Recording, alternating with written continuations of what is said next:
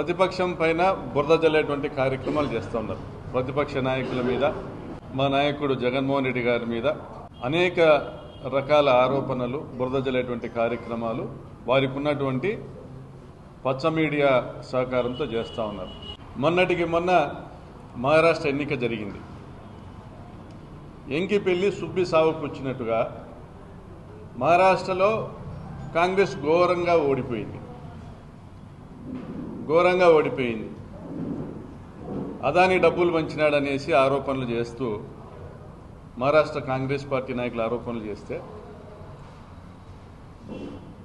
ఇక్కడ ఉన్నటువంటి Congress B team Telugu Desam party అదానికి జగన్మోహన్ రెడ్డి గారికి లింకు పెట్టి 2019-24 మధ్య రాష్ట్రంలో చేసుకున్న పీపీఏ పవర్ పర్చేస్ అగ్రిమెంట్స్ అదానీతో చేసుకున్నటువంటి పీపీఏలుగా చిత్రీకరిస్తూ అదాని నుంచి ముడుపులు స్వీకరించినారని ప్రచారం చేయడం జరిగింది. దీనికి అమెరికాలో ఎవరో ఒక కంప్లైంట్ ఇచ్చారట అదాని మీద. అందులో భారత ప్రభుత్వ అధికారులకు తాయిలాలు ఇచ్చినారనేసి ఆ కంప్లైంట్లో పేర్కొన్నారు. అందులో ఎక్కడ జగన్మోహన్ రెడ్డి గారి పేరు కానీ మరి ఇంకా ఏ ఇతర నాయకుల పేర్లు కానీ పారిశ్రామికవేత్తల పేర్లు కానీ లేవు. ఆ సంస్థ మీద విమర్శ చేశారు. మరి సుప్రీంకోర్టు న్యాయవాదులు, చాలా ప్రముఖమైన న్యాయవాదులు, ఈ దేశంలో నంబర్ 1, నంబర్ 2 పొజిషన్లో ఉన్న న్యాయవాదులందరూ కూడా ఇవి చెత్త కాగితాలంటూ, ఈ ఆరోపణల్లో పసలేదంటూ కొట్టిపాడేయడం జరిగింది. ఇది అదాని వరకు. మనకొస్తే, మన రాష్ట్రానికి సంబంధించినంత వరకు వస్తే అసలు జగన్మోహన్ రెడ్డి గారికి అదానితో ఏంటి సంబంధం? పవర్ పర్చేజ్ అగ్రిమెంట్స్ అనేది మన రాష్ట్ర ప్రభుత్వంలోని డిస్కమ్లు, రాష్ట్ర ప్రభుత్వము కలిసి కేంద్ర ప్రభుత్వ రంగ సంస్థ సెకీతో చేసుకునేటువంటి ఒప్పందం. మరి ఇందులో సెకీ కేంద్ర ప్రభుత్వ రంగ సంస్థ ఆ రోజు బీజేపీ ప్రభుత్వమే, ఈరోజు బీజేపీ ప్రభుత్వమే, కూటమి ప్రభుత్వమే. మరి సెకీ అధికారులు లంచం తీసుకున్నారా? దమ్ముంటే చంద్రబాబు గారు మాట్లాడారు. రాజస్థాన్ థార్ ఎడారి కానీ కచ్ ప్రాంతంలో డెజర్ట్ ఏరియాస్లో చూస్తే ₹1.50 నుంచి ₹60 లోపే ఖర్చు అవుతుందని అసెంబ్లీలో పేర్కొనడం జరిగింది. ఆ పీపీఏల రద్దు దేశమంతా దుమారం మోగింది. జగన్మోహన్ రెడ్డి రాగానే పవర్ పర్చేజ్ అగ్రిమెంట్స్ రద్దు చేశారని వివిధ సంస్థల వాళ్ళు కేంద్రం దృష్టికి తీసుకొని పోవడము, వివిధ రాష్ట్రాల నుంచి విమర్శలు రావడం కూడా జరిగింది. జగన్మోహన్ రెడ్డి ఎక్కడ ఆయనకి తగ్గల. ఎందుకంటే ఈ రాష్ట్రం పైన ₹1,00,000 కోట్ల భారం పడతా ఉంది. ఆ ₹1,00,000 కోట్ల భారము మోసేటువంటి పరిస్థితిలో ఈ రాష్ట్రం లేదు. కాబట్టి తప్పనిసరి పరిస్థితి అనేసి ఆ రోజు ఆ నిర్ణయం తీసుకుని ఆ పీపీఎల్ రద్దుపరిచి వెంటనే బిడ్స్ ఇన్వైట్ చేయడం జరిగింది. అనేక సంస్థలు దాదాపు 6,400 మెగావాట్లకు సంబంధించి పవర్ సప్లై ఇవ్వడానికి ముందుకొచ్చాయి. ₹2.49 లోయెస్ట్ బిడ్ రాగా కేంద్ర ప్రభుత్వ రంగ సంస్థ సెకీ,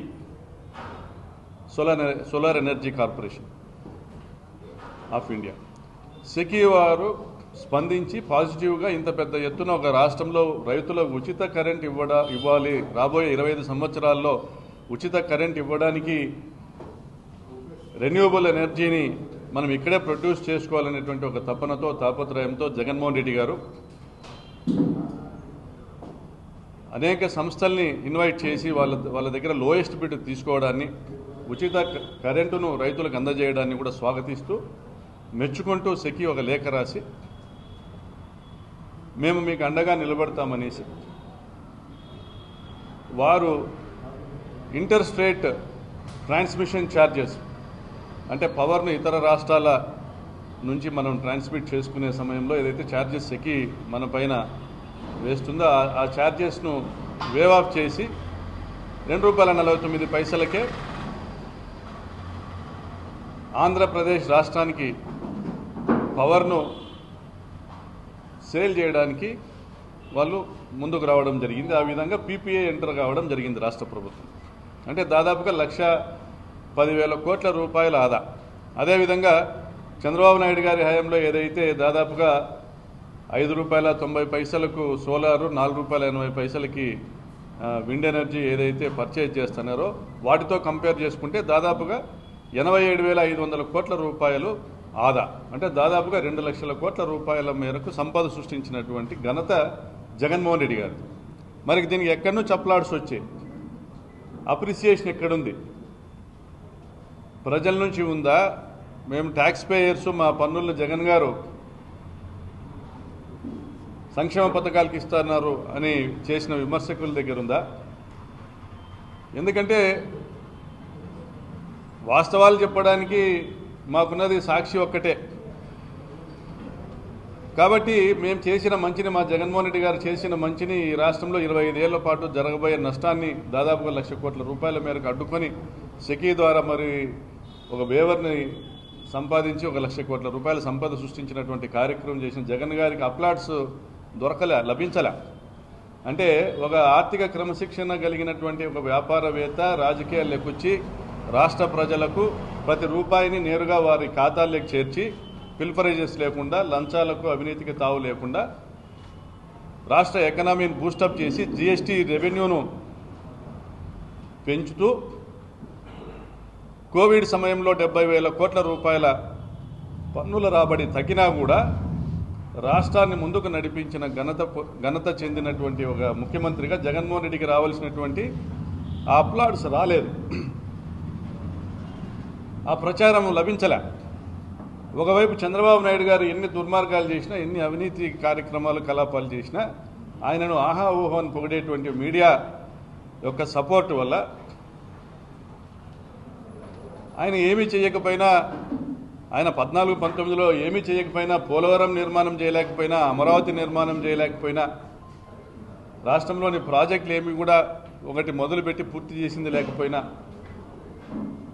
రైతులపైన రైతుల ఉచిత కరెంటుకు సంబంధించినటువంటి ఛార్జీలు అడ్డగోలుగా పెంచిన ఆయన్ని గొప్ప రాజకీయ కోవిదునిగా, ఆర్థికవేత్తగా ఈ రాష్ట్రాన్ని ముందుకు నడిపించగలిగే, సంపద సృష్టించగలిగే సమర్థమైన నాయకుడిగానే ప్రొజెక్ట్ చేస్తూ వస్తాం. ఎందుకంటే చంద్రబాబు గారు అధికారంలో ఉంటే వ్యాపారవేత్తలకు మేలు జరుగుతుంది, ఈ మీడియా యాజమాన్యానికి మేలు జరుగుతుంది. మరి జగన్ గారు అధికారంలో ఉన్నంత కాలము పేద వర్గాలకు న్యాయం జరుగుతుంది. ఉచిత వైద్యము, ఉచిత విద్య, వ్యవసాయానికి అండదండలు అందించేటువంటి ఒక ప్రభుత్వము మనం అందరం కూడా చూడడం జరిగింది. ఈనాడు రాసిన ఒక వార్త, గుజరాత్లో ₹99 కరెంటు కొనుగోలు ఒప్పందాలు జరిగినాయని. ఈ మధ్య ₹2.69 కూడా కరెంటు కొనుగోలు ఒప్పందాలు జరిగాయి. అయితే కచ్ ఎడారి ఇర్రేడియేషన్ లెవెల్స్ హైయెస్ట్ లెవెల్స్ ఉండడం వల్ల, మరియు రాజస్థాన్లోని థార్ ఎడారి ఇర్రేడియేషన్ లెవెల్స్ హైయెస్ట్ లెవెల్స్ ఉండడం వల్ల తక్కువ ధరకే ఉత్పత్తి అవుతుంది అక్కడ ఆ రాష్ట్రాల్లో. అది ఆ ప్రాంతాల్లో మాత్రమే కొనుగోలు చేసి వినియోగం చేసే విధంగా ఆ రాష్ట్రానికే పరిమితమవుతున్నది అటువంటి ఒప్పందం. కాబట్టి అది ₹99 సాధ్యమైంది. అదే ఇతర రాష్ట్రాలకు ట్రాన్స్మిషన్ ఛార్జెస్తో కలిపితే ₹4 పైన అవుతుంది. ఇవన్నీ తెలుసుకోకుండా లేదా తెలిసినా కూడా అడ్డగోలుగా రాసేటువంటి కార్యక్రమాలు మానుకోవాలి. మరి ఇంకా తక్కువగా మనకు పవర్ పర్చేజ్ అగ్రిమెంట్ కావాలంటే ఆఫ్రికాలోని సహారా ఎడారిలో కూడా చంద్రబాబు నాయుడు గారు పవర్ ప్లాంట్ పెడితే ఆడ రూపాయికే కరెంటు ప్రొడ్యూస్ చేసేటువంటి పరిస్థితి ఉంటుంది, కానీ ట్రాన్స్మిషన్ ఛార్జెస్ ₹30 కావచ్చు. కాబట్టి ఇవన్నీ కూడా బాధ్యతారహితమైనటువంటి వ్యాఖ్యానాలను ప్రతిపక్షాలు కానీ, హాఫ్ బేక్డ్ నాలెడ్జ్ ఉన్నటువంటి మీడియా ప్రతినిధులు కానీ చేయడము అనుకుంటే మంచిది. DDRC మీటింగ్ జరిగింది. DDRC మీటింగ్లో జిల్లా మంత్రి గారు పయ్యావుల కేశవ్ గారు మాట్లాడుతూ ఈ రాష్ట్రంలో ఆర్థిక పరిస్థితి చాలా అధ్వానంగా ఉన్నింది, మేము వచ్చిన తర్వాత చక్కబెడతా ఉన్నామని చెప్పారు. 2014-19లో చంద్రబాబు దిగిపోయేటప్పటికీ 100 కోట్లు మాత్రమే ఖజానాలో ఉందని ఆ రోజు ఆర్థిక మంత్రి గారు 2019 జూన్ 6న ప్రకటించిన విషయాన్ని గుర్తు చేస్తా ఉన్నా. ఖజానాను ఎవరు డొల్ల చేసి వెళ్ళిపోయారనేసి. మరి ఈరోజు చంద్రబాబు గారు 2024లో అధికారంలోకి వచ్చేటప్పటికి 7,200 కోట్ల రూపాయల ఖజానాలో ఉన్నది, ట్రెజరీలో ఉన్నది. ఈ విషయం వాస్తవం కాదా? మరి ఇందాక చెప్పినటువంటి విధంగా అనేక అభివృద్ధి కార్యక్రమాల్లో చంద్రబాబు అధిక ధరలకు తావిస్తే జగన్మోహన్ రెడ్డి గారు అది కట్టేలు చేసుకుంటూ రాష్ట్రంలో సంపద ఆవిరి కాకుండా కాపాడింది నిజం కాదా? రాష్ట్రంలో సంపదను సృష్టించింది నిజం కాదా? దాదాపుగా 17 పోర్టుల నిర్మాణము, 13 పోర్టుల నిర్మాణం, 17 మెడికల్ కాలేజీల నిర్మాణం, అనేక అభివృద్ధి కార్యక్రమాలు, అనేక పరిశ్రమలను తీసుకొచ్చిన విషయం వాస్తవం కదా నేను ప్రశ్నిస్తా ఉన్నా. మరి ఈ జిల్లాలో హంద్రీనీవా కాలువ విషయంలో తొందరపాటు నిర్ణయాలకు ఈ ప్రభుత్వం పాల్పడుతూ ఉంది. జిల్లాలోని శాసనసభ్యులు అందరూ కూడా అప్రమత్తం కావాల్సిన అవసరం ఉంది. చంద్రబాబు నాయుడు గారికి ఈ జిల్లా ప్రయోజనాల దృష్ట్యా, రైతు ప్రయోజనాల దృష్ట్యా ఈ జిల్లా ప్రజాప్రతినిధులు తెలియజెప్పాల్సిన అవసరం ఉంది. హంద్రీనీవా ఫేజ్ 1 3850 క్యూసెక్కులకు వెడల్పు చేసే కార్యక్రమాన్ని పూర్తి చేస్తామని చెప్పారు పయ్యావుల కేశవ్ గారు నిన్న. మంచిది, స్వాగతిస్తా ఉన్నాం. 800 కోట్లు ఖర్చు అవుతాయి దానికి. మరి అదేవిధంగా రెండవ దశలో 400 కిలోమీటర్ వరకు లైనింగ్ చేస్తామన్నారు. లైనింగ్ చేయడం వల్ల చాలా నష్టం జరుగుతుంది. మొదటి దశలో వెడల్పు చేయడమైంది, రెండవ దశలో లైనింగ్ చేయడమైంది. లైనింగ్ చేయడం వల్ల భూగర్భ జలాలు పెరిగేటువంటి అవకాశము మనం కోల్పోవడం జరుగుతుంది. రెండోది, భవిష్యత్తు అవసరాలకు కాలువను వెడల్పు చేసుకునే అవకాశాన్ని కూడా మనం కోల్పోవడం జరుగుతుంది. కొందరు అనొచ్చు, ఏముంది మళ్ళీ వెడల్పు చేయాలనుకున్నప్పుడు లైనింగ్ కొట్టేసి మళ్ళీ చేయొచ్చు కదా అని. ప్రజాధనం 1000 కోట్ల రూపాయలు వృధా అవుతుంది. మనకు ముందే ఇబ్బందుల్లో ఉన్నామని మీరే చెప్తా ఉన్నారు. కాబట్టి ఈరోజు మీరందరూ కూడా చేయాల్సిన కార్యక్రమం ఏంటంటే, ఈ జిల్లాలో ఒక రైతు బిడ్డగా మీ అందరిలో ఒక్కడిగా నేను చెప్తున్నది, విజ్ఞప్తి చేస్తున్నది, గాలేరు నగరి కాలువ నుండి హంద్రీనీవా చిత్తూరు జిల్లా ప్రాంతానికి మరియు కడప జిల్లాకు రాయచోటి ప్రాంతానికి దాదాపుగా 2 లక్షల ఎకరాలకు నీళ్ళు ఇచ్చే ఉద్దేశంతో 20 టీఎంసీలతో ఒక లింక్ కాలువ లిఫ్ట్ ఇరిగేషన్ స్కీమ్ నిర్మాణం జరుగుతూ ఉంది. 23% పనులు పూర్తయినాయి. ఇందులో 66% ప్రెజర్ మైన్స్ పూర్తయినాయి. ప్రధానమైనది టన్నలు 4 కిలోమీటర్లు, 1 కిలోమీటర్ పూర్తయింది. ఇప్పటికి దాదాపుగా 1500 కోట్ల రూపాయల పనులైనాయి. మరొక 1000 కోట్ల రూపాయలు పెడితే కనీసం 10 నుంచి 12 టీఎంసీలు చిత్తూరు జిల్లాకు నేరుగా గండికోట నుంచి వెళ్తాయి. సముద్రం లేకపోతున్న నీళ్ళు వెళ్తాయి. మనం హంద్రీనీవాకు తీసుకునేది స్టోరేజ్ వాటరే. ఎందుకంటే రోజుకు మనము 4 రోజులకు ఒక టీఎంసీ తీసుకుంటాం వెడల్పు చేస్తే కూడా. ఈరోజు 6 రోజులకు ఒక టీఎంసీ తీసుకుంటున్నాం. వెడల్పు చేస్తే 3.5 రోజులు, 4 రోజులకు ఒక టీఎంసీ తీసుకుంటాం. మరి సముద్రం లేకపోతున్నది వర్షాకాలంలో రోజుకు 20-30 టీఎంసీలు యావరేజ్గా, ఒక్కొక్క దశలో 100 టీఎంసీలు, 50 టీఎంసీలు కూడా సముద్రంలోకి పోయే పరిస్థితి ఉంది. అలా సముద్రంలోకి పోతున్న నీటిని పోతిరెడ్డిపాడు హెడ్ రెగ్యులేటర్ వెడల్పు చేసి 80,000 క్యూసెక్కుల్ని తీసుకొని వచ్చి గండికోటను నింపి అక్కడి నుంచి చిత్తూరు జిల్లాకు, కడప జిల్లా అవసరాలు తీర్చడానికి ప్రాజెక్టు ఏర్పాటు చేయడం జరిగింది. దాదాపుగా కాలువల వెడల్పు కార్యక్రమం కూడా దాదాపుగా పూర్తిగా వచ్చింది. మరి ఆ నీటిని నేరుగా చిత్తూరు జిల్లాకి 20 టీఎంసీలు తీసుకొని పోయే పరిస్థితి ఉన్నప్పుడు ముఖ్యమంత్రి గారి సొంత జిల్లా ఆ ప్రాజెక్టును దయచేసి ఆపవద్దని విజ్ఞప్తి చేస్తున్నాం. ఎందుకంటే నేరుగా మీకు నీళ్ళు వస్తాయి. 1 సంవత్సరం కాలంలో ప్రాజెక్ట్ పూర్తవుతుంది. ఆ ప్రాజెక్టును ఎందుకు డిజైన్ చేశారంటే, ఇప్పుడున్న హంద్రీనీవా నుంచి దాదాపుగా 700 కిలోమీటర్ల పైన 750 కిలోమీటర్లు కుప్పంకు నీళ్లు తీసుకుపోవాలంటే ఇది అయ్యే పని కాదు. అనంతపురం జిల్లాలో ఈ చెరువులు నింపి, కర్నూలు జిల్లాలో చెరువులు నింపి కడప, చిత్తూరు జిల్లాలకు నీళ్లు తీసుకొని పోయేది ఇది సాధ్యమయ్యే పని కాదని గత ప్రభుత్వం ఆ ప్రాజెక్ట్ డిజైన్ చేసింది. అంటే హంద్రీనీవాలో 12 టీఎంసీల వాటా ఏదైతే చిత్తూరు జిల్లాకు ఉందో ఆ నీళ్లను గండికోట నుంచి, గాలేరు నగర్ నుంచి ఇస్తూ ఆ 12 టీఎంసీల నీళ్లను అనంతపురం జిల్లాలో వాడుకునేదానికి అవకాశం కల్పిస్తూ గత ప్రభుత్వము ఈ ప్రాజెక్టును తీసుకొని వచ్చింది. అంటే ఆ 12 టీఎంసీలు అనంతపురం జిల్లా లాభపడతా ఉంది ఆ ప్రాజెక్టు వల్ల. దయచేసి అనంతపురం జిల్లా ప్రజాప్రతినిధులందరికీ నేను విజ్ఞప్తి చేసేది ఏంటంటే, అనంతపురం జిల్లాకు నష్టం జరిగేటువంటి ఎటువంటి నిర్ణయాలని కూడా దీంట్లో రాజకీయం ఎత్తుకోవాల్సిన పనులు ఎవరు కూడా అనంతపురం జిల్లాకు నష్టం జరిగేటువంటి ఎటువంటి ప్రయత్నాలను కూడా అధికారులు ఎవరైనా చేసినా దయచేసి అడ్డుకోండి, ముఖ్యమంత్రి గారికి అర్థమయ్యేలా చెప్పండి. అది ఈరోజు ఎవరో కాంట్రాక్టర్ అడుగుతా ఉన్నాడనేసి చిత్రావతి నుంచి హంద్రీనివాక్ లిఫ్ట్ ఇరిగేషన్ స్కీమ్ 2500 కోట్లకు మళ్ళీ రివైజ్డ్ ఎస్టిమేట్లు వేస్తున్నారు. ఆ కాంట్రాక్టర్ కావాలంటే మీరు నవయుగాకు సంబంధించినటువంటి ఈ గాలేరు నగరి హంద్రీనివా లింక్ స్కీమ్ని ఇవ్వండి, అక్కడ ఆయనతోనే పనులు చేయించండి. మరి ఇప్పుడు మనం చేస్తున్నటువంటి వెడల్పు కార్యక్రమాల్ని ఫేజ్ 1కే పరిమితం చేయకుండా ఫేజ్ 2లో 400 కిలోమీటర్ల వరకు చేయాలని విజ్ఞప్తి చేస్తున్నాం. అదేవిధంగా మడకశిర బ్రాంచ్ కాలువలో 640 క్యూసెక్కులు నీళ్లు తీసుకోవాల్సి ఉండగా ఎప్పుడూ కూడా 300 క్యూసెక్కులు మించి నీళ్లు తీసుకున్న పరిస్థితి లేదు. ఒక్కసారి 2021లో మాత్రం 300 క్యూసెక్కులు నీళ్లు తీసుకోవడం జరిగింది. సో మడకశిర బ్రాంచ్ కాలువను కూడా మడకశిర వరకు నీళ్లు చేరే విధంగా వెడల్పు చేయాలా. వెడల్పు చేసి అగలి డిస్ట్రిబ్యూటరీ, అమరాపురం డిస్ట్రిబ్యూటరీ నిర్మాణం పనులు, పెండింగ్ పనులు కూడా పూర్తి చేయాలా. అదేవిధంగా దేమకేతేపల్లి దగ్గర అంటే 61 కిలోమీటర్ దగ్గర నుండి చిలమతూరు, గోరంట్ల ప్రాంతాలకు డ్రింకింగ్ వాటర్ స్కీమ్ 700 కోట్లతో ఎస్టిమేట్ చేయించారు బాలకృష్ణ గారు. ఇక్కడ వస్తున్నదే 300 క్యూసెక్కులు కూడా రావట్లే. మళ్ళీ మీరు 250 క్యూసెక్కులతో కొత్త స్కీమ్ దీంట్లోంచి తీసుకొని వస్తే ఈ ప్రాజెక్ట్ డిఫంక్ట్ అవుతుంది.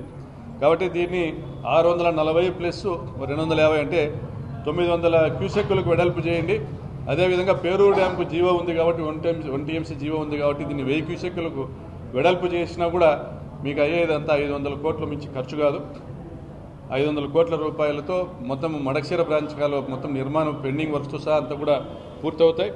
కాబట్టి జిల్లా ప్రయోజనాలు దృష్టిలో ఉంచుకొని పాత్రికేయుల ద్వారా కానీ లేదా అధికారుల ద్వారా కానీ మీరు సమాచారం సేకరించి ముఖ్యమంత్రి గారికి చేర్చండి. జిల్లాను నష్టపరిచేటువంటి కార్యక్రమం చేయవద్దని దయచేసి కోరుతా ఉన్నాం. మరొక సలహా మన ముగ్గురు మంత్రులకి ఏంటంటే, ముచ్చుమర్రి దగ్గర ఒక 100 కోట్లు ఖర్చు పెడితే సీఎం రమేష్ గారి కంపెనీకి సంబంధించి 100 కోట్లు ఖర్చు పెడితే మనం 798 లెవెల్ నుంచి నీళ్లు తీసుకోవచ్చు 3850 క్యూసెక్కులు.